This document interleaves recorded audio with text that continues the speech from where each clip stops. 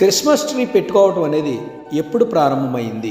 16వ శతాబ్దంలో జర్మనీలో ఇది మొదలైంది. అప్పట్లో డిసెంబర్ 24న ఆదాము మరియు అవ్వల జ్ఞాపకార్థం నాటకాలు వేసేవారు. అందులో ప్యారడైజ్ ట్రీ అని పెట్టి యాపిల్ పండ్లతో అలంకరించిన చెట్టు ప్రధాన ఆకర్షణగా ఉండేది. తర్వాత మార్టిన్ లూథర్ మొట్టమొదటిసారిగా చెట్టుకు క్యాండిల్స్, క్రొవ్వొత్తులు పెట్టి అలంకరించారు.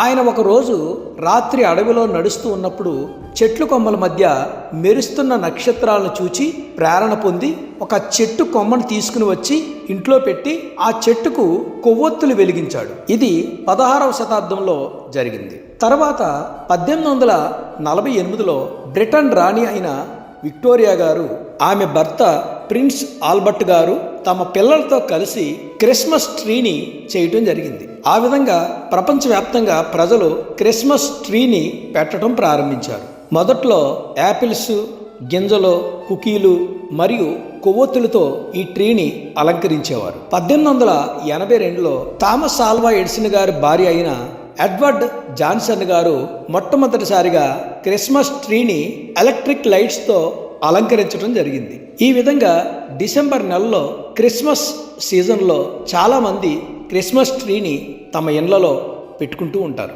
ఇంతకీ క్రిస్మస్ ట్రీ మనం పెట్టుకోవచ్చా లేదా అంటే, క్రిస్మస్ ట్రీని పెట్టుకోవటంలో తప్పేమీ లేదు. కానీ క్రిస్మస్ ట్రీని పెట్టి దాన్ని అలంకరించి ఆ క్రిస్మస్ ట్రీని దేవుడిగా పూజించటం తప్పు. చెట్టు గురించి మనం బైబిల్లో చూసినట్లయితే 52వ కీర్తన 8వ వచనంలో, నేనైతే దేవుని మందిరములో పచ్చని ఒలీవ చెట్టు వలె ఉన్నాను, నిత్యము దేవుని కృపయందు నమ్మిక ఇంచుచున్నాను అని భక్తుడైన దావీదు గారు చెప్పడం జరిగింది. ఒలీవ చెట్టు విజయానికి సంకేతంగా సూచిస్తుంది. ఒలీవ చెట్టు శాంతికి చిహ్నంగా ఉంది. ఒలీవ చెట్టు అభిషేకానికి సాదృశ్యంగా ఉంది. పూర్వకాలంలో రాజులను, యాజకులను అభిషేకించినప్పుడు ఒలీవ తైలముతో వారిని అభిషేకించేవారు.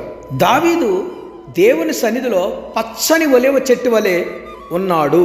అలాగే మనం కూడా దేవుని యొక్క సన్నిధిలో ఒలీవ చెట్ల వలె ఉన్నాము. ఈ కృప మనకి దొరికిందంటే యేసుక్రీస్తు ప్రభువారు ఈ లోకానికి వచ్చి తన ప్రాణాన్ని త్యాగం చేసి మరణించి తిరిగి లేవటం ద్వారా, ఆయన యందు మన విశ్వాసం ఉంచడం ద్వారా ఆ విధమైన కృప మనం పొందుకున్నాం.